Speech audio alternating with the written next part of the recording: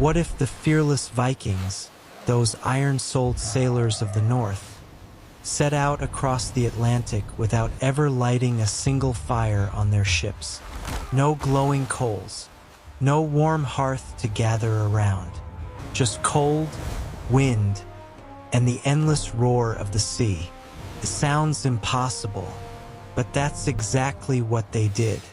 Picture yourself on the open deck of a Viking longship in the middle of a raging ocean. No walls to block the storm, no shelter to hide in. Only a sky the color of steel and waves that look ready to swallow the world. Towering swells, higher than houses, slam into the bow, shaking the whole ship down to its ribs.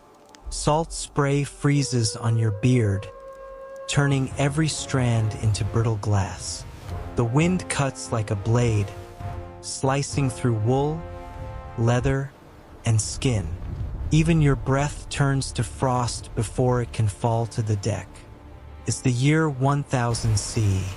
Somewhere between Norway and Greenland, a crew of 20-something Vikings battles through a storm that could break lesser men. No cabin to crawl into, no stove to warm frozen hands, only raw courage and the will to keep going.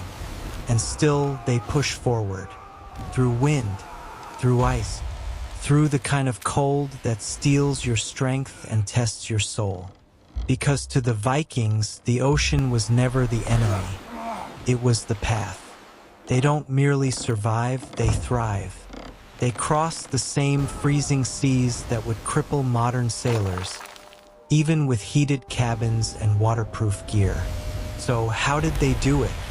How did men inside open wooden boats conquer the North Atlantic without fire? Archaeologists have excavated dozens of Viking ships from the Gokstad and Aesberg burials in Norway to fragments preserved in fjord, mud, and peat. The pattern is the same. No trace of hearths, fire pits, or metal braziers that could have been used at sea. Not one. And once you think about it, it makes perfect sense. Those ships were built from tarred oak and pine, sealed with animal fat and pitch, and rigged with wool sails soaked in oil. Every rope, every plank, every nail seam was flammable. A single spark would have turned the ship into a floating torch. In the middle of the ocean, that meant instant death. The Vikings understood this better than anyone. They didn't fear the cold as much as they feared fire. So they made a radical choice. No flames at sea, ever. Instead, they built a system, an entire culture of endurance around that restriction. If you can't heat the ship, you heat the body. That was the Viking solution. Their clothing wasn't primitive fur and rags. It was engineered protection. They wore layers of wool spun at different densities, coarse for the outer shell to repel water, fine and soft underneath for insulation. Between those layers, trapped air created warmth. Wool, even when wet, still insulates an ancient miracle material. Over that came hides reindeer, seal, bear, anything that sealed against wind. Their boots were lined with grass for both cushioning and moisture absorption. Even their sleeves and collars were tied off with cord or waxed thread every morning, locking in warmth the way modern explorers used neoprene seals. Each sailor was his own furnace, and together, they became the ship's only source of heat.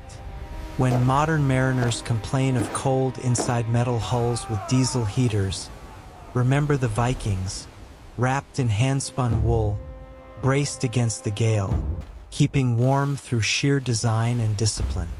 At night, when the ship stopped or anchored in calmer waters, they didn't scatter into the cold. They paired up.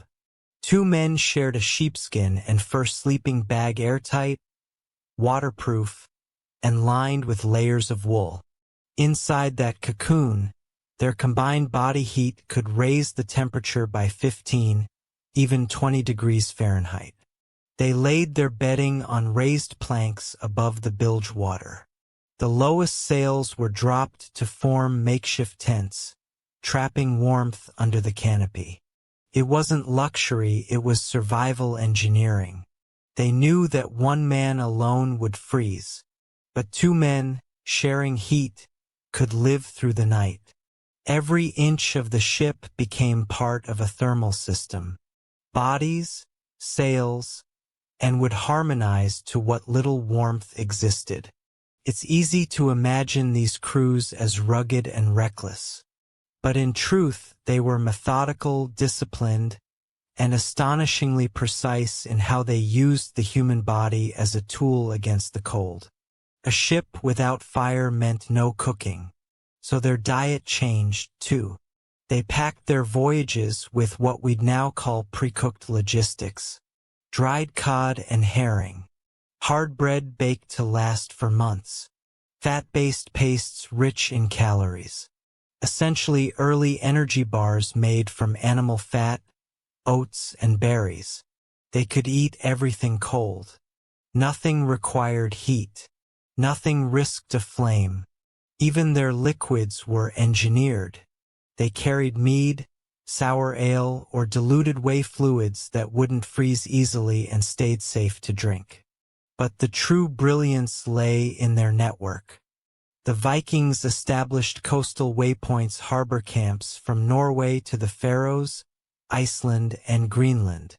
Each stop had cooking fires and food stores waiting. Crews ate hot meals ashore, then sailed again into the fireless expanse. Their voyages were not desperate adventures. They were logistical operations planned, supplied, and optimized for life without onboard heat. They didn't fight nature with technology. They moved with it. The deeper you study them, the more one truth stands out. The Vikings were not reckless barbarians. They were engineers. Their rejection of onboard fire wasn't ignorance. It was strategy. They understood risk management centuries before the term existed. By eliminating flame, they eliminated the single greatest hazard to their ships. By mastering textiles, human warmth, and shore logistics, they turned their vessels into the safest long-range transports of their age. And that efficiency bought them reach. It carried them from Scandinavia to Greenland to Newfoundland and down to the markets of Constantinople. They traded furs, amber, and iron across oceans that swallowed lesser sailors whole.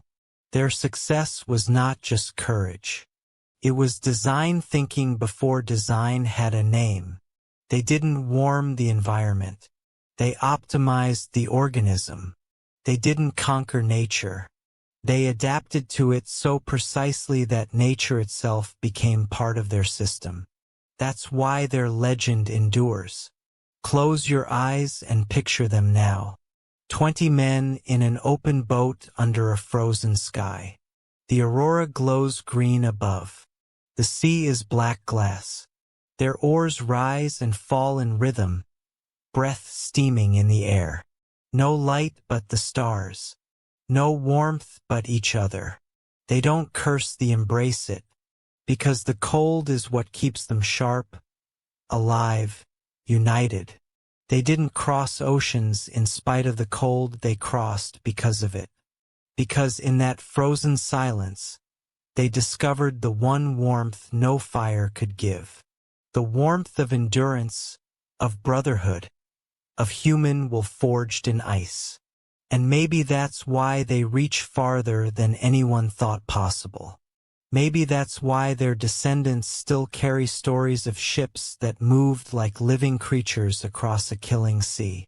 So the next time you picture a Viking, don't see a brute in furs. See an innovator, a strategist, a human being who turned the coldest place on earth into a highway, all without lighting a single spark. When we flip a thermostat today, think of those sailors of the North who chose not to heat their ships but to heat themselves. who refused comfort in the name of survival, and in doing so, redefined what it meant to be human at sea. Because the Vikings did not fear the storm. They became it, and they sailed into the frozen horizon, their fire burning quietly within. If you found this story as fascinating as I did, join us at Prehistoric Shadows, where forgotten ingenuity and human endurance come alive again. Thank you so much for watching. See y'all in the next one video. If you like my channel, like and subscribe.